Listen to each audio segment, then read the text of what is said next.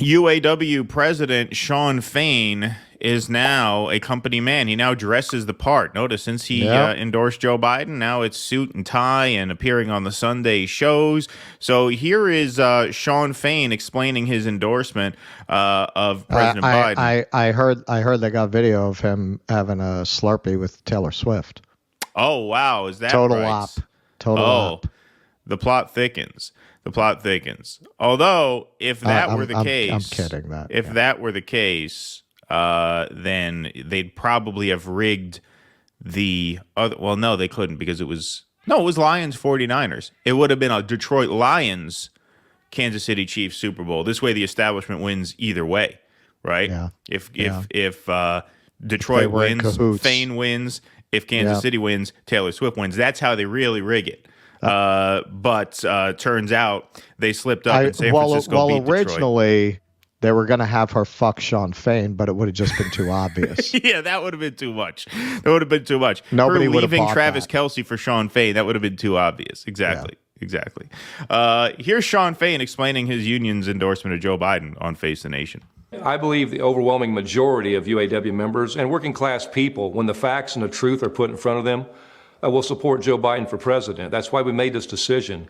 Look, when you look at these two candidates, Joe Biden has a history of serving others and serving the working class and fighting for the working class, standing with the working class.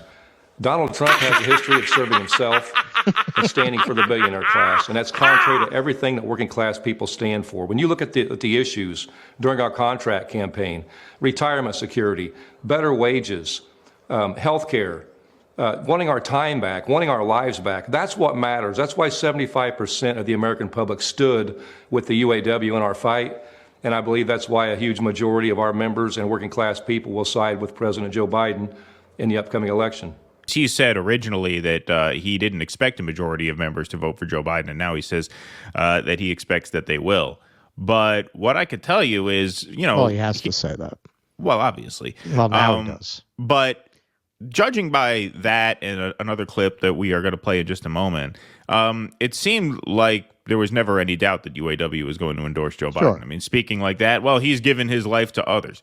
Well, if he's given his life to, if you feel that way about him now, what did you just read the biography of Joe Biden in the past couple weeks? Like, you obviously felt that way before, or you were prepared to say that before. It seems like that whole thing where we're going to withhold our endorsement, it's going to have to be earned, seems like that was just a total charade.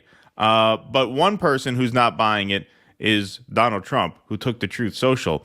I had the great privilege of watching Shawn Fain, the president of the United Auto Workers, this morning on Deface the Nation. He is a real stiff, capitalized quote marks, who is selling the automobile industry right into the big, powerful hands of China. 55% of the industry has already left the U.S., and the rest will soon be following if I am not elected president. He bought into Biden's vision of all-electric vehicles, which require far fewer workers to make each car, but more importantly, are not wanted in large numbers by the consumer and will all be made in China. I want them to be made in the USA, every type of car, and would require China and other countries through tariffs, capitalized, or otherwise, to build plants here with our workers. Now they are building in Mexico, the biggest plants anywhere, and selling the cars. Tariff-free into the good of USA. Into the good USA. Good old USA. Good old USA. Good old. O-L apostrophe. Yes. Sorry, font was a little small. Into the good old USA. Shawn Fain doesn't understand this or have a clue. Get rid of this dope and vote for DJT. I will bring the auto industry back to our country. So Donald Trump not taking the shunning very well. But here's Shawn Fain on CNN where he goes full MSNBC. This is Trump. Trump always resorts to name calling because the facts are very clear, and he doesn't want to talk about the truth. He talks about what, during his presidency, the phrase came out, alternative facts, or what we all call lies. He wants to make this election about anything but really. I'm sorry, that's a tell. That's a tell that you're a little bit hard if you're still harping on the alternative facts thing. Well, and really, that came up first with Bush. truthiness. Truthiness. That whole concept really arrived with Bush, not with Trump. Yeah. Exactly. But you're talking about Joe Biden, a guy who, because he represented Delaware, where everyone fake sets up their corporations because of this bizarre tax scheme they have there. They used to call him the senator from MBNA because of the work he did for credit card companies. Credit cards, yeah, exactly. Including the bankruptcy bill.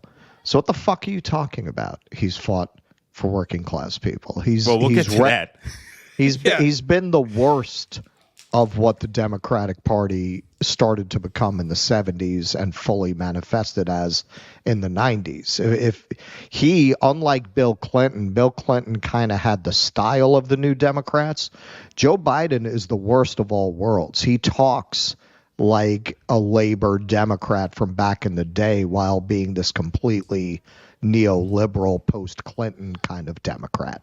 He was a pioneer. He was one of the very early Democrats to have his knees hit the floor for Wall Street. Yeah, and Shawn Fain, it's funny you mentioned the 1970s because Shawn Fain invokes that as well. Issues. And, this isn't about me or Donald Trump. I don't care what Donald Trump says about me. I don't care what he thinks about me. I care about facts. And the facts are very clear for the large majority of Americans. The working class people have been left behind by Trump's billionaire class, the billionaire buddies, and the economy that only works for the wealthy. And, you look, 1970, I read this the other day from the Economic Policy Institute. Yep. From 1979 to 2022, the top 0.1% of wage earners, wages increased 344%. The bottom 90% increased 32%. So this is an economy that Trump dreams of. This is what he wants. An economy that Trump dreams of. It's an economy that Joe Biden built. Joe Biden's been in the Senate since 1972. Right. You talk about who is more responsible for the engineering of this economic system over the past 50 years. You just brought up 1970. Donald Trump or Joe Biden? Like once again, I'm not literally. I would never Joe argue Biden that UAW wrote the bankruptcy bill. Wrote the bankruptcy bill, of course. I would never argue that UAW should have endorsed Trump. I never expected them to. I always thought that was off the table. But when they said they were withholding their endorsement and that it had to be earned, you would think that means that the choice is between a Biden endorsement or a non-endorsement and that they were going to make him come to them. But what he says here, Biden's given his life to others, and since 1970, the economic system has been rigged. There's no person you could point to, literally no person you could point to, no living politician who is more responsible for that than Joe Biden, because he's one of the only living politicians who's been in national elected office since 1972, over 50 years. 50 years with a 4-year break between being VP and now his current job. But it's just amazing that you would cite that. Well, over the past 50 years, there's been this large upward transfer of wealth. You got the MBNA senator who wrote the bankruptcy bill, who campaigned against democratic socialism, against the Bernie vision that Shawn Fain was kind of has promised representing. To veto Medicare for all if it were to reach his desk. Exactly. So you're not talking about, he's changed. That was when he was campaigning in 2020. Exactly. He said that. Exactly. And there's no policy that would give more power to labor in this country than Medicare for all. Because part of the reason, a huge part of the reason why people stay in shitty jobs is because they need them. They need them for the health care. They can't even have a gap in employment. And also, you all know, we are not ones to just be knee-jerk about identity politics. But we're not afraid to call out blindness to racial issues where it applies. And I think when you look at the idea of this white labor leader identifying Joe Biden, who announced his campaign by proudly bragging about the work he did with segregationists, and not benign work that you could maybe make a moral argument for, like he worked with segregationists to get better health care for workers. He worked with segregationists to do the kinds of things segregationists would want. Like keeping the white schools white. Keeping the white schools white. He said during that debate that he was afraid his children would grow up in a racial jungle. Joe Biden worked with them on these draconian crime bills that primarily mass incarcerated 2 generations of black and brown people. So that's an incredible just blindness to the reality of Joe Biden's record in regards to a large portion of forget about his policies have impacted everyone in a negative way, most notably with the bankruptcy bill. But his political record has been particularly damaging to non-white people. He has been particularly punitive to non-white people. And to get up there and say he's fought for working people his whole life, that there's an inherent blindness to the realities of race in America to say something like that about Joe Biden. Yeah, and on top of that, you see how this is how the left gets weakened. This is how the left gets totally deballed, right? You have a guy like Shawn Fain stand up and say all the right things, for the past year or so. We're going on strike. We have X, Y, and Z demands. We're not endorsing any politician unless they come to us. They're going to have to earn that. Then even after the whole strike was settled, they call for a ceasefire in Gaza. Apparently, that's not a deal breaker. Apparently, they think it's a war crime. They think it's a genocide. Apparently, that's not a deal breaker for them. Mm-hmm. What kind of solidarity is that? But look, when a person makes a move like he did, which is in the last 48 hours leading up to that walkout, changed the whole game by saying, well, we're not actually all walking out at once. Fewer than 10% of us are going to walk out. And we're going to keep 90% of our workforce active. And then we're going to have the stand-up rolling strike thing. I looked at that.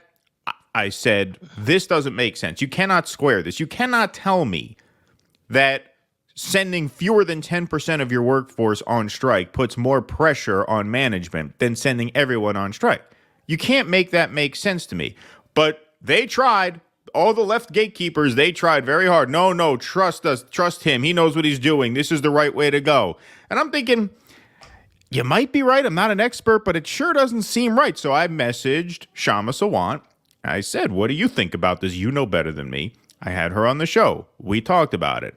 And that clip got around in a few of these circles. Oh, this is just like, what do they know? They're just naysaying just to naysay. When a person sends a signal like that, and the stock price of the auto companies goes up as a result of that, that is a sign of things to come. It always is. It always is. And the level of gaslighting, oh, no, trust him. He knows what he's doing. Well, now, a few months later, he sounds like every other compromised labor leader out there. He may as well be Randy Weingarten now, right? They all end up in the same place. Joe Biden has spent his whole life fighting for working people, and Donald Trump is a Republican who's only for the rich, blah, blah, blah. That just completely funnels all of that, legitimate left worker, power or whatever energy momentum was in back of that just funnels all of it where it always gets funneled. It always gets funneled back to the blue team because the red team is worse in their mind.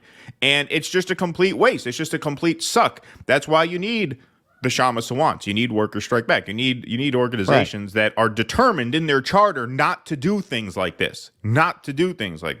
We have to stop following these people. We have to stop looking for heroes, and we have to turn on these people right away, because that is how it works. That is how the Democratic Party winds up being the graveyard of radical movements, because you get these people like Shawn Fain, you get these people like AOC, and people get behind them and they get invested in them, and they get sucked into the Democratic Party. They get sheepdogged in.